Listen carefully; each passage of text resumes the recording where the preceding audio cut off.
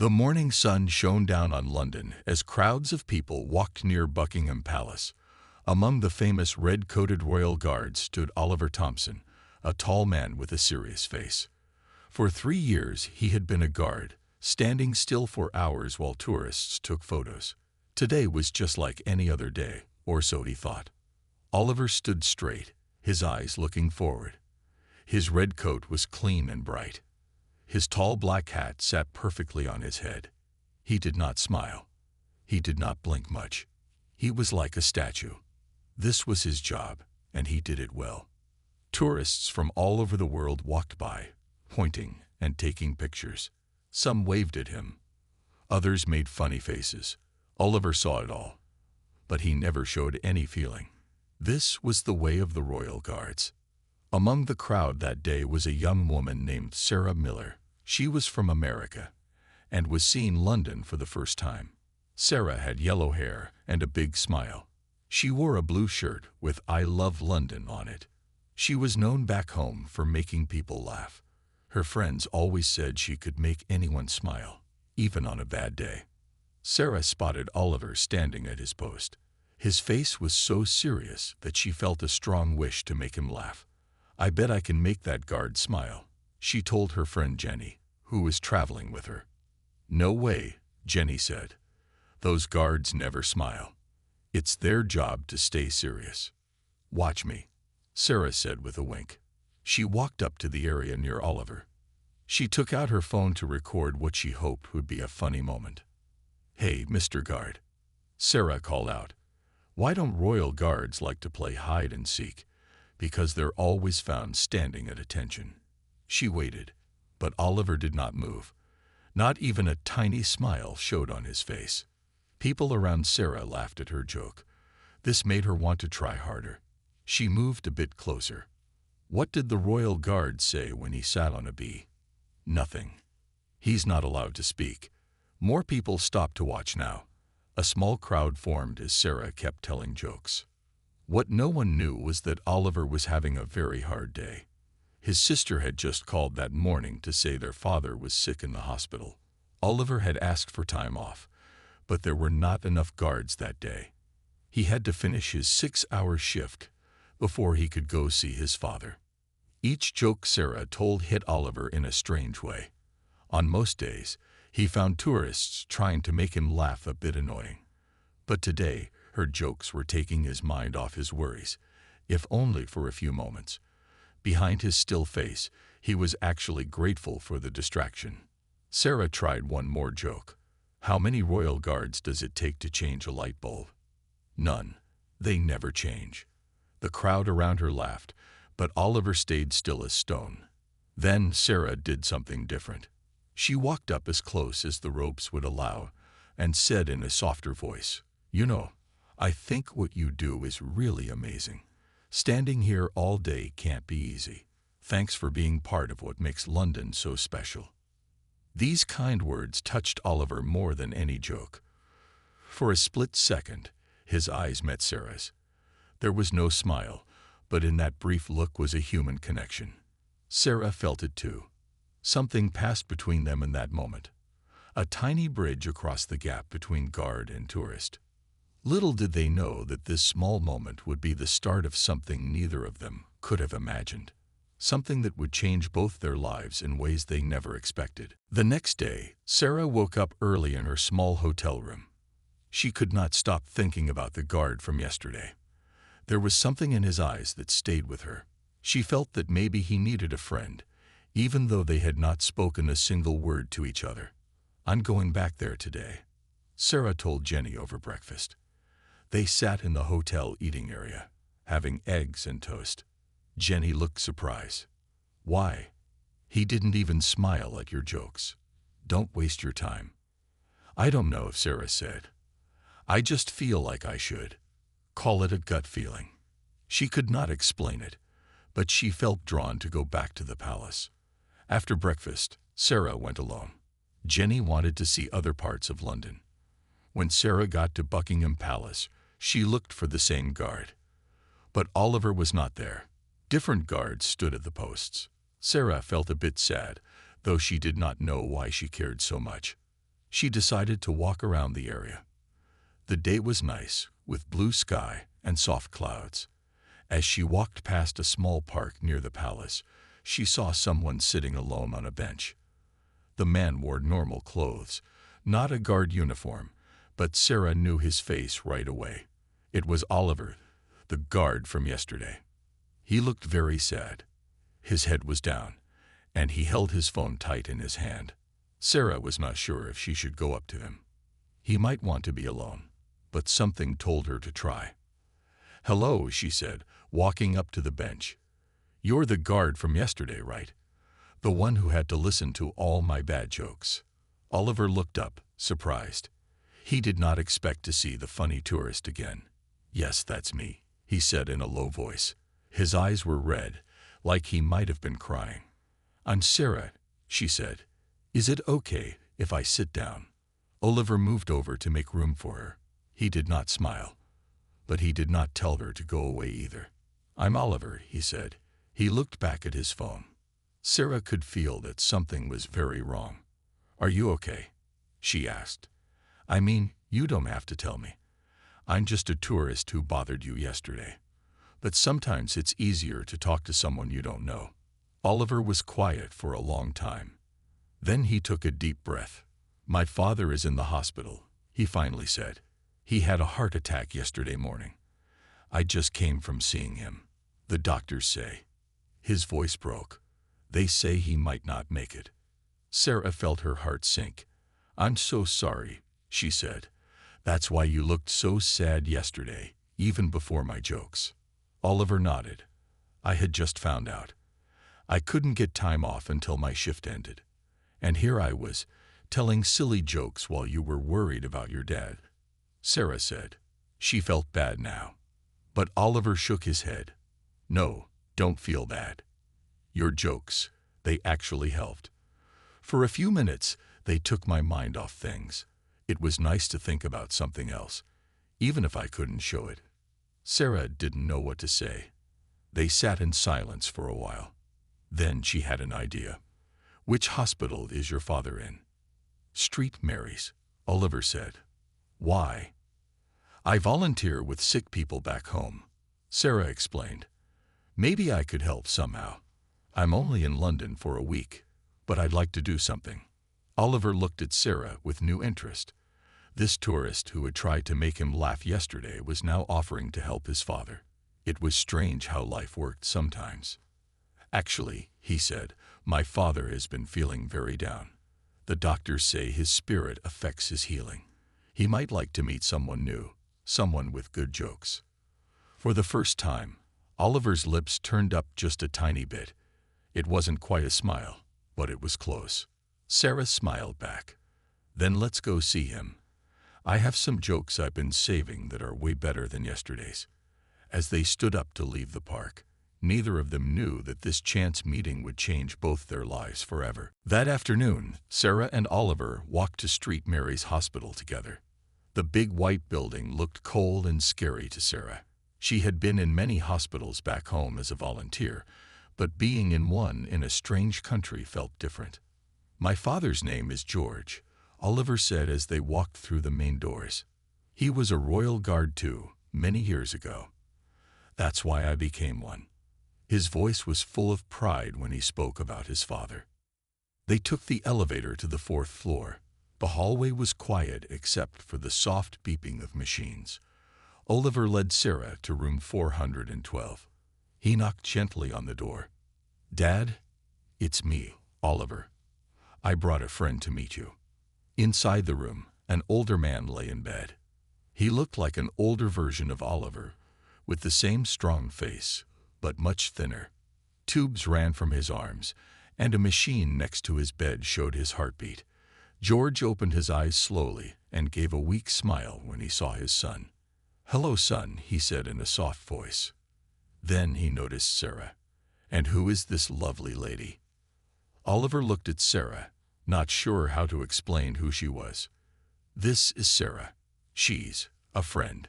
That word, friend, felt strange to say about someone he had just met, but it also felt right somehow.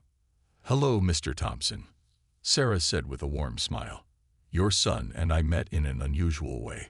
She walked to the side of the bed and gently took George's hand. I was the tourist trying to make him laugh with silly jokes yesterday. George's eyes lit up. You're the one, he said with more energy. Oliver told me about you this morning. He said you told the worst jokes he'd ever heard. There was a twinkle in his eyes. Sarah pretended to be hurt. The worst? I'll have you know those were some of my best material. For the first time, Oliver laughed. It was a small laugh, but it filled the room. Sarah and George both looked at him in surprise. See, Sarah said to George. I did make him laugh after all. Just took a little longer than I thought. The three of them talked for an hour. Sarah told them about her home in America, her job as a teacher, and why she loved making people laugh. Life is too short to be serious all the time, she said. George agreed. That's what I always told Oliver, but he takes after his mother. Always so serious. As they talked, Sarah noticed that George seemed to get stronger. His voice became louder, and color came back to his face. The nurse who came in to check on him noticed it too. Mr. Thompson, you look better today, the nurse said. Your numbers are improving. That's because I have good company, George said, smiling at Sarah. When visiting hours were ending, Sarah stood up to leave. I should go now, but I'd like to come back tomorrow, if that's okay. Please do, George said. You bring sunshine into this dark room. Oliver walked Sarah out of the hospital. The evening air was cool, and stars were starting to show in the sky. Thank you, Oliver said. I haven't seen my father that happy since before he got sick. I enjoyed meeting him, Sarah said. He's a wonderful man. Oliver looked at his watch. I have guard duty early tomorrow, but I'm free after 2 o'clock. Would you like to meet at the hospital then? Sarah nodded. I'd like that. As they said goodbye, Oliver did something that surprised both of them. He gave Sarah a quick hug. It lasted only a second, but in that moment, both of them felt something change between them. They were no longer just a guard and a tourist. They were becoming real friends. As Sarah walked back to her hotel, she thought about how strange life could be. She had come to London to see famous places and take pictures. She never expected to make such a deep connection with someone, especially not a serious royal guard.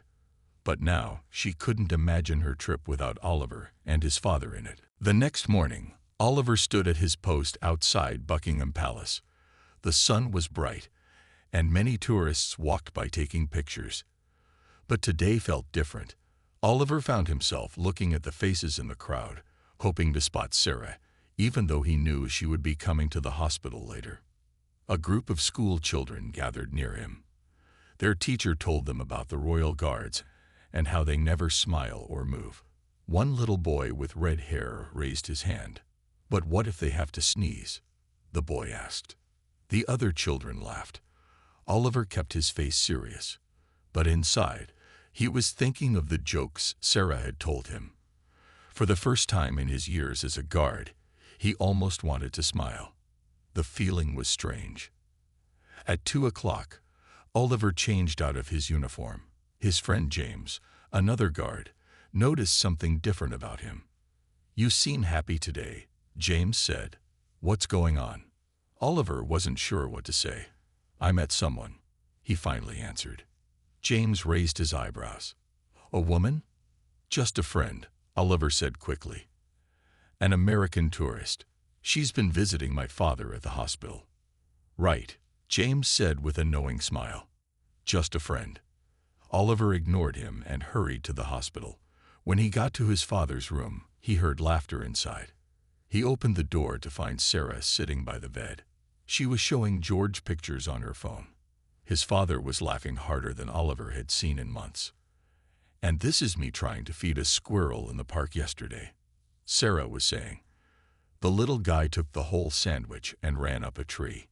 George laughed so hard that the nurse came in to check on him. Mr. Thompson, your heart rate is up, she said with worry. Then she saw him laughing. Oh, I see.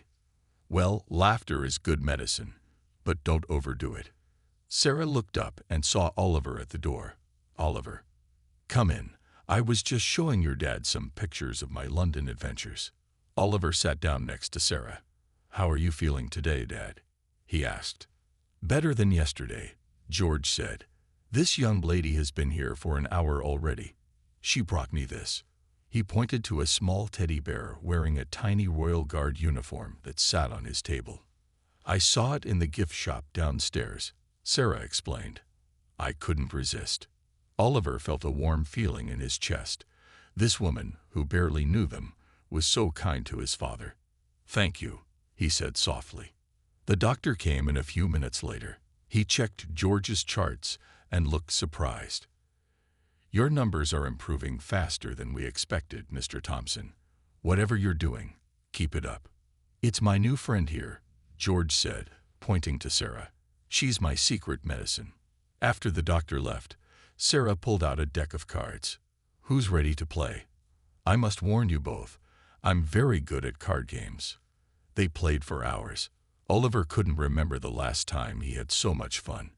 His father seemed years younger, laughing and joking as they played. For a few hours, they all forgot about the hospital, the sickness, and the fact that Sarah would be leaving London in just a few days. As evening came, a nurse brought in dinner for George. "You two should go get some food," George told Oliver and Sarah. "You've been here all day." Oliver looked at Sarah. "There's a nice little restaurant just down the street. Would you like to have dinner with me?" Sarah smiled. "I'd love to." As they left the hospital, Oliver took Sarah's hand without thinking. She didn't pull away. They walked hand in hand down the street, talking and laughing like old friends. Anyone who saw them would never guess they had met just 2 days ago, when she was trying to make him laugh at his guard post. For the first time in weeks, Oliver felt happy. With his father getting better and Sarah by his side, the world seemed brighter than before. The small restaurant was warm and cozy. Soft music played in the background as Oliver and Sarah sat at a table by the window. They could see the lights of London turning on as night fell. "This place is lovely," Sarah said, looking around at the old wooden walls and pictures of London from long ago. "My parents used to bring me here when I was a child," Oliver said. "It hasn't changed much." He seemed more relaxed now, away from the hospital and his guard duties. They ordered food and talked about their lives. Oliver told Sarah about growing up in London, following in his father's footsteps to become a Royal Guard, and his love for painting in his free time. "You paint? I would never have guessed that," Sarah said with surprise. Oliver smiled. He was smiling a lot more now when he was with Sarah. "Many people think guards are just serious all the time. But we have normal lives too when we're not on duty." Sarah told him about her life in America, her job as a third-grade teacher, and how she saved money for 2 years to make this trip to London. "I've always wanted to see England," she said, "but I never expected it to be like this." She looked at Oliver with warm eyes. Their food came, and they ate while sharing more stories. Oliver found it easy to talk to Sarah. She listened well and laughed at his small jokes. He couldn't remember the last time he had opened up to someone new like this. "So, how much longer will you be in London?" Oliver asked, trying to sound casual, but his heart beat faster as he waited for her answer. "I'm supposed to leave in 4 days," Sarah said. Her face looked sad when she said it. "I have to get back to work. The school year starts soon." 4 days. The words hit Oliver hard. He had only known Sarah for a short time, but the thought of her leaving made him feel empty inside. "But I've been thinking," Sarah continued, playing with her fork. "Maybe I could change my flight. Stay a few more days. I want to make sure your dad is doing better before I go." Hope filled Oliver's chest. "Really? You would do that?" "Of course," Sarah said. "I care about your dad." And she stopped, her cheeks turning slightly pink. "And?" Oliver asked softly. "And I care about you too," she said, meeting his eyes. "I know we just met, but these past few days have been special." Oliver reached across the table and took her hand.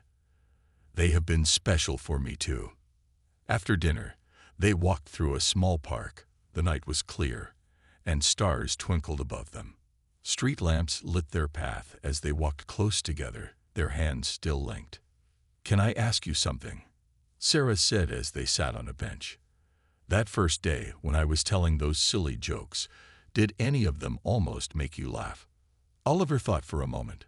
The one about the guard and the bee sitting on his hat was pretty good, he admitted. Sarah's face lit up. "I knew it. I saw your eye twitch a little." They both laughed.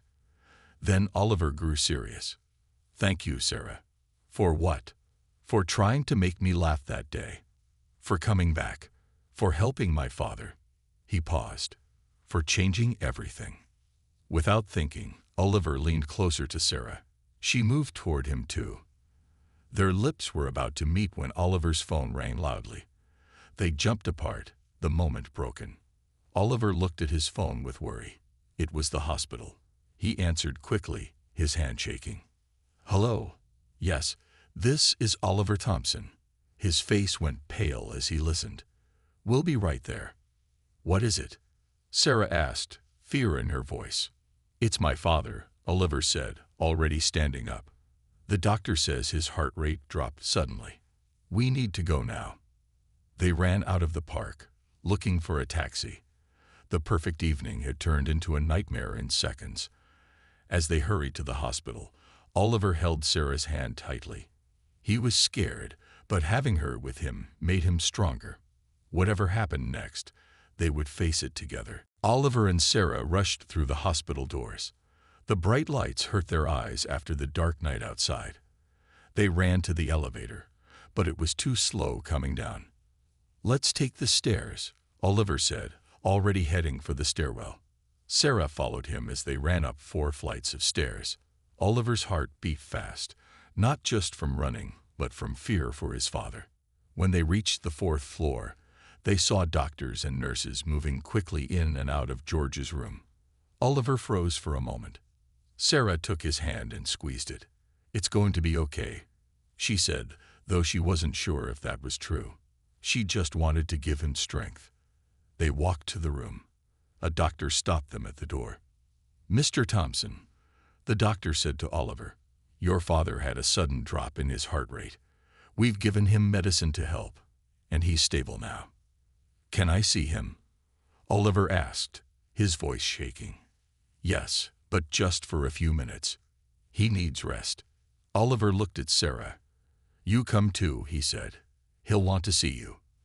They entered the room quietly. George lay in bed, looking smaller and paler than before. Machines beeped around him. His eyes were closed, but they opened slowly when he heard them come in. "There you are," George said in a weak voice. "I was having such a nice dream about your mother, Oliver. She was telling me to hang on a bit longer." Oliver sat on one side of the bed, and Sarah sat on the other. "You scared us, Dad," Oliver said, trying to smile. "Sorry about that," George said. "Didn't mean to ruin your date." Even now, George was trying to joke. Sarah smiled and took his hand gently. "You didn't ruin anything. We're just glad you're okay now." The nurse came in and checked the machines. "His numbers are getting better," she told them. "The medicine is working." "See," George said, "just a little bump in the road." The doctor came back in and asked to speak with Oliver outside. Sarah stayed with George, telling him about their dinner to keep his mind off things. In the hallway, the doctor looked serious. "Mr. Thompson, I want to be honest with you. Your father's heart is very weak. We've stabilized him for now, but he needs a special procedure to fully recover." "What kind of procedure?" Oliver asked. "A heart surgery to repair a valve. It's not simple at his age, but without it, I'm afraid these episodes will continue and get worse." Oliver felt like the floor was dropping beneath him. "When would this happen?" "As soon as possible. Tomorrow morning if he agrees." Oliver nodded slowly. "I'll talk to him about it." When Oliver went back into the room, he found Sarah showing George pictures of her students on her phone. George was smiling despite looking tired. "This one here, Jimmy, reminds me of you when you were little," Sarah was saying. "Always so serious." George chuckled softly. Oliver never smiled as a baby. His mother said he came out of the womb looking like he was on guard duty. Oliver sat down, trying to hide his worry, but Sarah could see it on his face. "What did the doctor say?" she asked. Oliver told them about the surgery. George listened quietly, then nodded. "If that's what's needed, then let's do it. I'm not ready to go yet. I want to see what happens with you two." He winked at Sarah. The nurse came back in. "I'm sorry, but you need to leave now. Mr. Thompson needs to rest before tomorrow." They said goodnight to George. Oliver hugged his father gently, trying not to disturb any of the tubes and wires. "I love you, Dad," he said, his voice breaking a little. "Love you too, son," George replied. Then he turned to Sarah. "And you, young lady, thank you for bringing joy back into our lives." Sarah had tears in her eyes as they left the room. In the hallway, Oliver suddenly looked very tired and lost. Without a word, Sarah put her arms around him. He held her tight, letting out a deep breath. "What if?" he started to say. "No what ifs," Sarah said firmly. "Your dad is strong. He's going to be fine." Oliver looked at her with grateful eyes. "Will you come back tomorrow?" "For the surgery." "I wouldn't be anywhere else," Sarah promised. Oliver could not sleep that night. He sat in his small living room, looking at old family photos. Pictures of his father in his Royal Guard uniform made him smile sadly. George had always been so strong. It was hard to see him weak in a hospital bed. The clock showed 3:00 a.m. when Oliver's phone buzzed. It was a text from Sarah. "Can't sleep. Thinking of you and your dad. Call if you need to talk." Oliver felt warm inside reading her message. He called her right away. "Hi," Sarah answered quickly. "I hoped you would call." "I can't stop worrying," Oliver said. "What if something goes wrong tomorrow?" "I know," Sarah said softly, "but the doctors know what they're doing, and your dad is fighting hard." They talked for an hour. Sarah told funny stories about her students to make Oliver laugh. By the time they said goodnight, Oliver felt calmer. He even slept for a few hours. Morning came with gray clouds and light rain. Oliver got to the hospital early. He was surprised to find Sarah already there, sitting in the waiting room with 2 cups of coffee. "I thought you might need this," she said, handing him a cup. She looked tired but gave him a bright smile. "How long have you been here?" Oliver asked. "About an hour," Sarah admitted. "I couldn't stay away." The doctor came to talk to them. He explained the surgery again and had Oliver sign some papers. Then they let Oliver see his father before the operation. George was awake and seemed stronger than the night before. "There's my boy," he said when Oliver walked in. "Ready for my tune-up." Oliver tried to smile. "The doctor says it will take about 3 hours." "Well, don't just stand there looking sad the whole time," George said. "Take Sarah out for breakfast. Show her more of London." "I'm not leaving until you're out of surgery," Oliver said firmly. George shook his head. "Stubborn, just like your mother." He looked past Oliver to where Sarah stood in the doorway. "Sarah, please make sure he eats something. He gets grumpy when he's hungry." Sarah nodded. "I will, Mr. Thompson. Don't worry about anything except getting better." The nurses came to take George to surgery. Oliver hugged his father one last time. "I'll see you soon, Dad." "I know you will," George said with confidence. "And Oliver, that girl is special. Don't let her get away." Oliver felt his face turn red as the nurses wheeled George out. Sarah pretended she didn't hear, but her cheeks were pink too. The waiting room was quiet except for the clock ticking on the wall. Oliver and Sarah sat side by side. Sarah had brought a deck of cards, and they played to pass the time. She also brought muffins from a bakery near the hospital. "You need to eat," she said, pushing a muffin toward Oliver. "I'm not hungry," he said, but took a small bite anyway to make her happy. 2 hours passed, then 2.5. Oliver kept checking the clock and pacing around the room. Sarah stayed calm, which helped Oliver. Finally, after 3 hours and 20 minutes, the doctor came into the waiting room. His face was serious, and Oliver felt his heart drop. "Mr. Thompson," the doctor said, "the surgery was complicated. Your father's heart is weaker than we thought." Oliver couldn't speak. Sarah stood up and held his arm to support him. "However," the doctor continued, "he made it through. The valve is repaired, and he's in recovery now." Relief washed over Oliver like a wave. "He's okay. He's really okay. He's not out of the woods yet," the doctor cautioned. "The next 24 hours are critical." But yes, the surgery itself was successful. Sarah hugged Oliver tight. He hugged her back, tears in his eyes. "When can we see him?" Sarah asked. "He'll be in recovery for about an hour, then moved back to his room. You can see him then, but he'll be very groggy from the medicine." After the doctor left, Oliver sat down, his legs weak with relief. Sarah sat next to him and took his hand. "He made it," she said, smiling through her own tears. "Your dad is so strong." Oliver looked at Sarah, feeling more for her than he could put into words. "Thank you for being here. I couldn't have done this alone." Sarah squeezed his hand. "There's nowhere else I would rather be." When they finally got to see George, he was sleeping. His face was pale, and machines beeped softly around his bed. Oliver sat in a chair next to him, watching his father's chest rise and fall with each breath. Sarah had gone to get them some food. She came back with sandwiches and drinks. "You need to eat something," she said to Oliver. "I'm not hungry," he said, but took the sandwich anyway. He knew she was right. They sat quietly as George slept. Outside the window, the rain had stopped, and the sun was trying to break through the clouds. It was like a sign of hope. A nurse came in to check on George. "He's doing well," she told them. "His numbers are good. He should wake up soon." Around 6 in the evening, George's eyes fluttered open. He looked confused at first, then saw Oliver and gave a weak smile. "Did I miss anything?" he asked in a scratchy voice. "Just a lot of bad hospital coffee," Oliver said, his eyes shining with tears of relief. He pressed the button to call the nurse. The nurse came in and checked George over. "Looking good, Mr. Thompson. How do you feel?"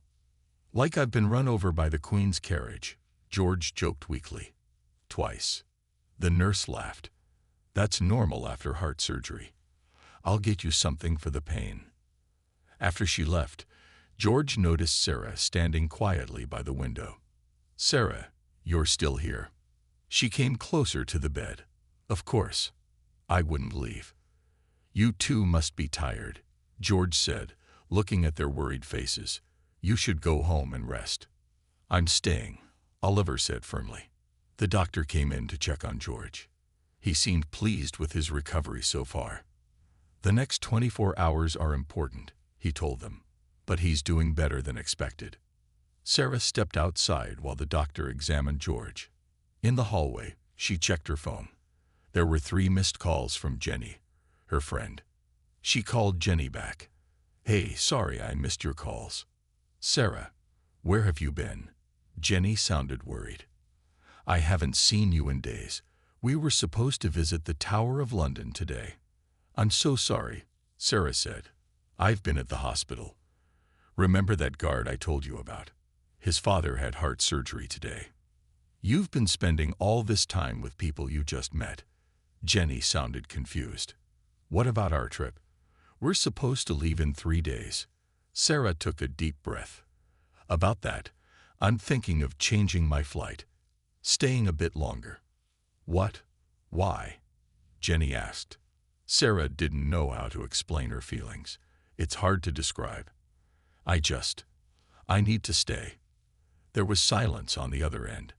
Then Jenny said, "You really like this guy, don't you?" "Yes," Sarah said simply.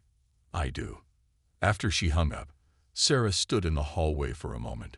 She had saved for 2 years for this trip to London. Her return ticket was in 3 days. She had classes to teach when she got home. But none of that seemed important right now. Oliver came out of the room. "Dad's asking for you," he said. Then he noticed her face. "Is everything okay?" "Yes," Sarah said. "Just talking to my friend Jenny." They went back into the room. George was sitting up a little, looking stronger already. "Sarah," he said, "Oliver tells me you're supposed to go back to America soon." Sarah looked at Oliver, then back to George. "I have a ticket for 3 days from now, but I'm going to change it. I want to stay until you're better." George shook his head. No, you can't change your plans for an old man like me." "It's not just for you," Sarah said softly, glancing at Oliver. George looked between them and smiled. "I see." He reached for Sarah's hand. "You know, when Oliver was a boy, he always wanted to visit America. New York, especially." Oliver looked surprised.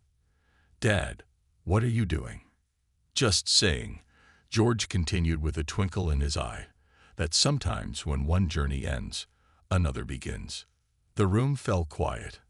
Outside, the sun finally broke through the clouds, sending a beam of light through the window. A nurse came in with medicine for George. As she checked his vital signs, she smiled. "Your heart rate is strong, Mr. Thompson. Whatever you're doing, it's working." George looked at Sarah and Oliver standing side by side. "Yes," he said. "I think it is." 2 weeks had passed since George's surgery. The hospital room that had been his home was now empty. George had gone back to his own house 3 days ago. The doctors were amazed at how fast he was healing. "It's because I have 2 good nurses at home," George had told the doctor with a wink, meaning Oliver and Sarah. Sarah had changed her flight ticket. She called her school and took 2 more weeks off work. Her students sent a video of them, saying, "Get well soon, Mr. Thompson."